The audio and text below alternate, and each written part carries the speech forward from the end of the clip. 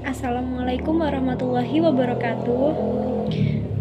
Perkenalkan, nama saya Hesti Mairena Bulan dengan NIM 1262012021112. Di sini saya akan melaksanakan tugas dari mata kuliah Seni dan Budaya Islam kelas PAI 5F. Nah, kali ini saya akan mengambil satu buah novel yang akan saya ceritakan sedikit di dalam video ini. Nah, ini buku novelnya yang berjudul Aisyah. Ini tertulis novel bestseller di dunia, ditulis oleh Sibel Eraslan, dan ini aslinya novel dari Turki dan masuk ke Indonesia dengan versi terjemahan bahasa Indonesia. Buku ini termasuk serial The Greatest Woman yang sebenarnya ada empat buku yang seperti ini.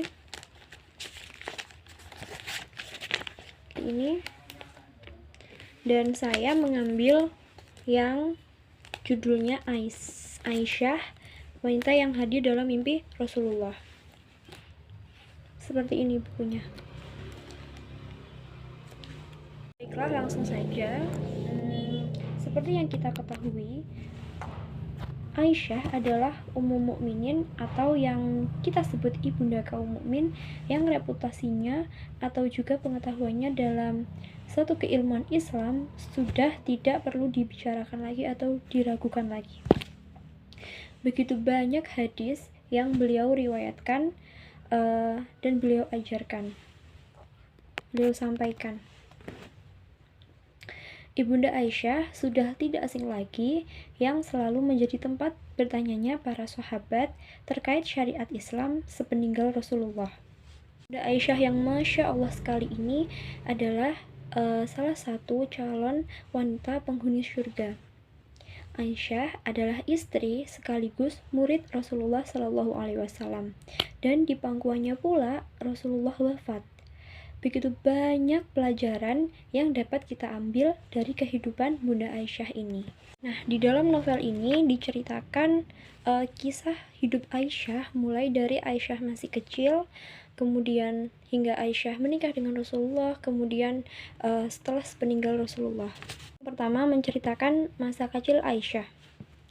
Masa kanak-kanak seorang Aisyah yang sangat ceria di pangkuan ayah bundanya, yaitu ayahnya Abu Bakar dan ibunya Ummu Ruman. Di sini juga dia sangat senang sekali bermain dengan sang kakak, saudara perempuannya, yaitu Asma binti Abu Bakar, yang beliau ini kurang lebih mereka berdua ini ada selisih usia 10 tahun. Gitu. Kakaknya ini karakternya berbeda dengan Aisyah. Dia lebih ke ibu-ibuan dan lebih dewasa. Sosok yang sangat dewasa bagi Aisyah yang sangat kekanak-kanakan ini. Kakaknya sering memanggilnya Humairah, atau si anak perempuan berkulit putih dengan pipi semu merah. Kemudian di waktu zuhur Aisyah di dalam novel ini, di masa ini Aisyah sudah mulai beranjak dewasa bersama dengan penjelasan terhadap ajakan Islam, dan mulai mengalami masa-masa sulit seperti berbagai cobaan, kemudian dakwah Rasulullah yang yang sangat kala itu masih sulit, dan salah satu pendukung dakwah Nabi Muhammad adalah ayahnya sendiri, yaitu Abu Bakar. Rumahnya yang dahulu penuh dengan sukacita, dipenuhi tamu bahagia, sekarang penuh dengan kaum muslim yang mengalami kesulitan. Ketika para pemuda fakir yang penuh kesengsaraan, terus budak-budak berlari masuk Islam, kebanyakan dari mereka adalah anak-anak dan wanita. Mulai dari saat ini, keluarganya terus mendukung Islam. Yang sudah saya sebut tadi, ayahnya adalah yang paling mendukung Islam. Juga tak tanggung-tanggung menggunakan seluruh apa yang ada di telapak tangannya atau yang dia punya untuk membebaskan budak-budak yang disiksa kala itu. Awal permulaan Islam. Budak tersohor kala itu adalah sahabat Bilal. Seperti yang kita ketahui, sahabat Bilal adalah mutiara hitam Mekah. Dia mendapatkan julukan mutiara hitam Mekah. Beliau ini adalah pemuda yang sopan dan bersuara emas. Dan setelah itu tibalah saat dimana Rasulullah meminang Aisyah. Kala itu Aisyah masih berusia 6 tahun. Aisyah masih kanak-kanak. Kemudian Rasulullah baru mengajaknya serumah kala usia 9 tahun. Bahwa Rasulullah menikahi Aisyah ini bukan karena nafsu, melainkan atas perintah Allah untuk menikahi Aisyah. Setelah itu mulai banyak sekali ujian-ujian yang menimpa kala itu ya, karena Islam masih sangat minoritas dan beliau juga menjadi pendukung setia Rasulullah dalam penyebaran Islam, dalam dakwah Islam. Kemudian salah satu cerita penting yang diceritakan di dalam novel ini adalah peristiwa kalung, yaitu kalung yang dikenakan oleh Aisyah. Hari itu adalah ketika perjalanan ke wilayah Qudait atau tempat Bani Mustalik tinggal. Qudait terletak di bagian paling pusat di jalan perdagangan yang menyambungkan Syam dengan Mekah. Sebenarnya Bani Mustalik merupakan kaum Yahudi, tapi berhala, menat, dan tempat ibadah yang sangat berharga bagi kaum musyrik ada dalam perlindungan mereka. Wilayah itu menurut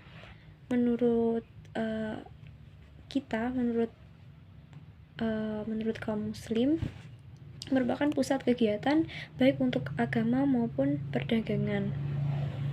Tapi yang lebih gawatnya ialah mereka secara terbuka mendeklarasikan akan memerangi dan memusnahkan kelompok muslimin yang semakin menguat di Mekah.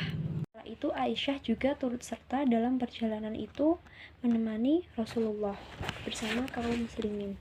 Setelah itu Aisyah kecil sangat gembira sekali dalam perjalanan tersebut tanpa mengetahui apa yang akan terjadi setelah itu. Dalam perjalanan pulangnya dari tempat Bani Mustalik tadi, para tentara dan rombongannya berhenti di suatu tempat untuk beristirahat dahulu. Semua mulai membangun tempat untuk beristirahat atau membangun tenda-tenda kecil. Beberapa saat sebelum melanjutkan perjalanan kembali untuk pulang, Aisyah terasa ingin buang hajat. Karena itu dia harus berjalan cukup jauh dari tempat peristirahatan rombongannya tadi untuk mencari tempat yang sesuai dan aman untuk dia melakukan buang hajatnya. Saat itu di lehernya tergantung kalung milik Asma yang dia kenakan dari rumah yang dia kenakan dalam perjalanan itu tadi. Namun entah bagaimana sehabis dia buang hajat dan berjalan ke tempat peristirahatannya tadi, dia baru menyadari bahwa kalungnya itu telah hilang, tidak terasa, entah itu terjatuh di mana dia juga tidak tahu. Sambil berpikir mungkin kalungnya terjatuh di sekitar tempat saat dia melakukan buang hajat, dan cepat-cepat dia kembali ke tempat itu dan berusaha menemukannya. Mencarinya di berbagai tempat, di antara rumputan, bahkan timbunan pasir-pasir dan juga bebatuan. Akhirnya setelah mencarinya dengan sabar dan membutuhkan cukup waktu, untunglah akhirnya ia menemukan kalung itu. Dia berhasil menemukan kalungnya. Dia mengambilnya, kemudian dia memakainya kembali. Tapi yang sangat disayangkan, ternyata begitu kembali ke tempat peristirahatan rombongan, dia baru sadar bahwa dia akan menghadapi musibah yang begitu besar. Karena apa? Karena rombongannya tadi sudah pergi, sudah tidak ada di situ. Di sini Aisyah telah ketinggalan rombongannya. Kemudian dia memutuskan untuk berhenti di situ dan menunggu dijemput di tempat dia istirahat. Ada yang menyadari rombongannya kalau dia berpikir mungkin nanti akan ada yang rombongannya yang menyadari kalau dia tertinggal dan kemudian menjemputnya. Begitu.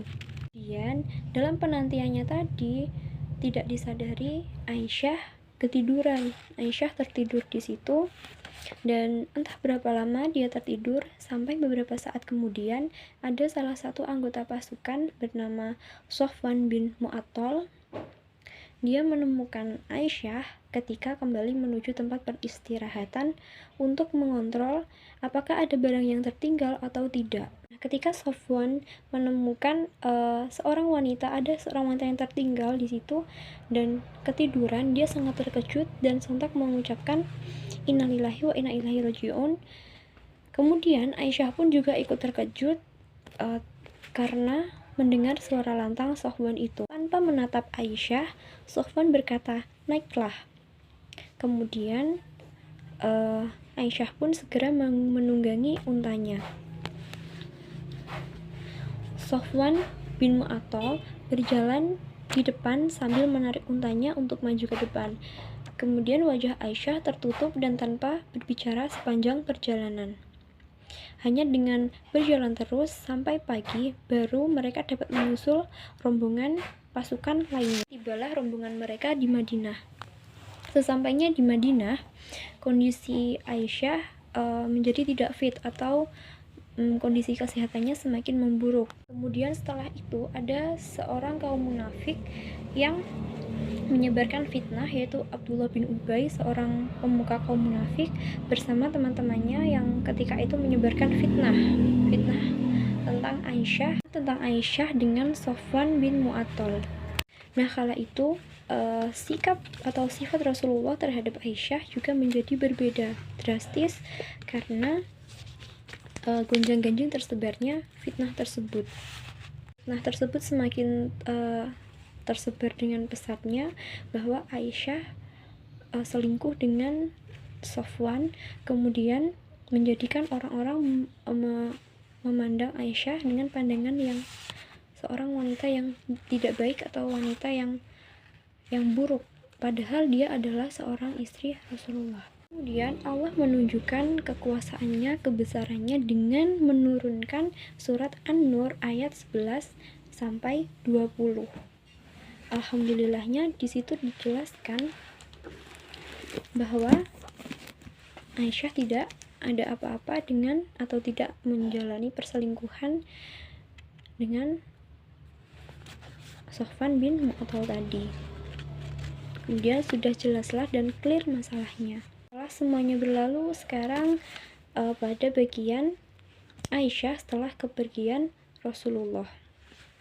Setelah kepergian Rasulullah di masa itu sangat banyak sekali terjadi perselisihan, kemudian masalah-masalah politik dan lain sebagainya. Dalam novel ini diceritakan satu kisah Aisyah dalam perang Jamal. Nah, kala itu seorang Aisyah maju dalam pertempuran. Dia langsung memimpin. Itu Aisyah maju sebagai pemimpin dalam pertempuran medan perang Jamal. Lebih dari ribuan orang telah gugur baik dari pihak Ali maupun pihak Aisyah. Nah, perang ini itu terjadi antara Ali dengan pihak Aisyah. Perang ini terjadi karena gugurnya Utsman dalam pihak Aisyah menuntut terhadap Ali untuk mengusut kematiannya Utsman. Pihak Aisyah itu meminta meninggalnya Utsman ini diusut siapa yang membunuhnya, kemudian harus seperti apa konsekuensinya. Ini harus diusut tuntas, begitu yang diminta oleh pihak Aisyah. Itu seorang Aisyah memimpin perang dengan menaiki seekor unta dengan lengkap dengan perlengkapan perangnya, dengan baju besinya dan juga pedangnya. Kala itu juga unta yang ditunggangi Aisyah ditebas kakinya dengan tujuan agar Aisyah tak terkena anak panah dan segera keluar dari medan pertempuran. Setelah unta Aisyah yang ditebas kakinya tadi roboh, pasukan Aisyah banyak yang menarik diri atau mundur. Dan akhirnya Aisyah meminta perjanjian damai. Setelah terjadinya perang Jamal ini dan menerima kekalahannya, membuka mata Aisyah karena banyak provokator yang sengaja baik dari pihaknya maupun dari pihak Ali kemarin yang menyebabkan terjadinya perang Jamal. Nah, setelah kejadian itu ada rasa sesal yang dirasakan oleh Aisyah. Kemudian dia setelah itu kembali pulang ke Madinah. Di sana dia fokus menghabiskan sisa umurnya untuk fokus beribadah kepada Allah dan menjauhkan diri dari hiruk pikuk politik, dan juga dia fokus memberi pengajaran atau mengajar kepada penuntut ilmu di Madinah.